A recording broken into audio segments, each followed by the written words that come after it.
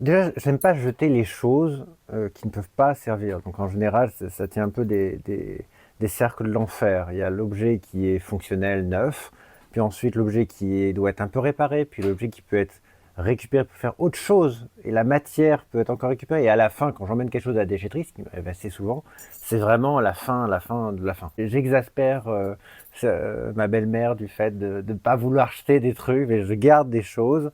Et une fois, de temps en temps, j'ai un grand coup de délire où j'emmène tout à la déchetterie en une fois. Explorer le regard intérieur, celui de ceux qui éveillent les consciences et révèlent l'universel à travers leur singularité. Je travaille à peu près dans tous les matériaux que je peux trouver, donc j'accumule des machines pour pouvoir justement les utiliser. Ça en devient un petit peu un fétiche d'accumulation de machines.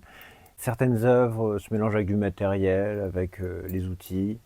Euh, Souvent les gens quand ils viennent dans mon atelier n'arrivent pas au début à voir les œuvres parce qu'il y a tellement de bordel que... Mais en fait elles y sont et elles se planquent un peu partout.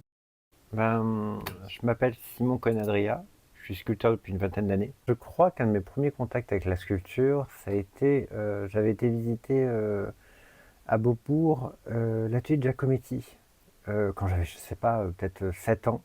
Et j'avais été très impressionné par déjà, par l'atelier en lui-même et par les œuvres, en plus l'atelier présentait les différentes étapes de création. Il y a des œuvres finies, d'autres qui étaient en cours.